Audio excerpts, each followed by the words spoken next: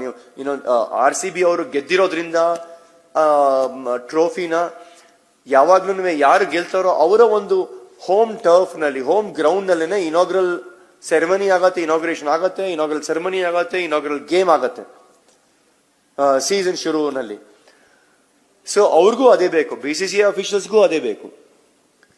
So ಅವ್ರ BCCI ಅವ್ರಿಗೂ ಅಷ್ಟು ಸಿಕ್ಕಾಪಟ್ಟೆ ಕಾನ್ಫಿಡೆನ್ಸ್ ಇದೆ, ನಾವು ನಮ್ಮ ಈ ಕಮಿಟಿ 45 ದಿವಸದಲ್ಲಿ ಇಷ್ಟೆಲ್ಲ ಅಚೀವ್ ಮಾಡಿದೀವಿ ಅಂತಂದ್ರೆ, ಇನ್ನು ಮಿಕ್ಕಿದ್ದು ಆ ಟೈಮ್ ಲೈನ್ಸ್ ಏನ್ ಕೊಟ್ಟಿದೀವೋ, ನಾವು ಏನೇನು ಕೆಲಸ ಮಾಡ್ತೀವಿ ಅಂತ ಹೇಳಿದೀವೋ, ನಾವು ಅದನ್ನ ಮುಗಿಸ್ಕೊಡ್ತಾರೆ ಇವರು ಖಂಡಿತ ಈ ಒಂದು ಕಮಿಟಿ ಅಂತ ಆ ಒಂದು ಕಾನ್ಫಿಡೆನ್ಸ್ ನ ತೋರಿಸಿ, ಆ ಒಂದು ನಂಬಿಕೆಯನ್ನ ತೋರಿಸಿ ಅವರು ನಮಗೆ ಇದು ಇಲ್ಲಿ ಆಡ್ಲಿ, ಇವಾಗ ಆಗ್ಲಿ ಮ್ಯಾಚ್ಗಳು ಆಗ್ಲಿ ಇಲ್ಲಿ ಅಂತ ಹೇಳಿದ್ದಾರೆ. ಬಟ್ ಅದಕ್ಕೆ ನಾವು ಒಂದು ಅನ್ಕಂಡೀಷನಲ್ ಲೆಟರ್ ಕೂಡ ಬೇಕು. ಆ ಅನ್ಕಂಡೀಷನಲ್ ಲೆಟರ್ ನಾವು ಕೊಡಿಸ್ತೀವಿ ಅಂತಾನು ಹೇಳಿದೀವಿ. ಆ ಕಾನ್ಫಿಡೆನ್ಸ್ ಇದೆ ಅವ್ರಿಗೆ, BCCI ಅಫಿಷಿಯಲ್ಸ್ ಇದೆ.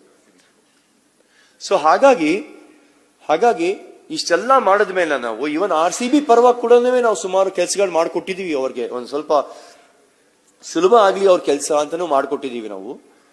ಇವಾಗ ball is in their court ಅಂದ್ರೆ ಇವಾಗ ಅವ್ರು ಮಾಡ್ಬೇಕಾಗಿರುವಂತ ಕೆಲಸಗಳು ಸುಮಾರಿದೆ.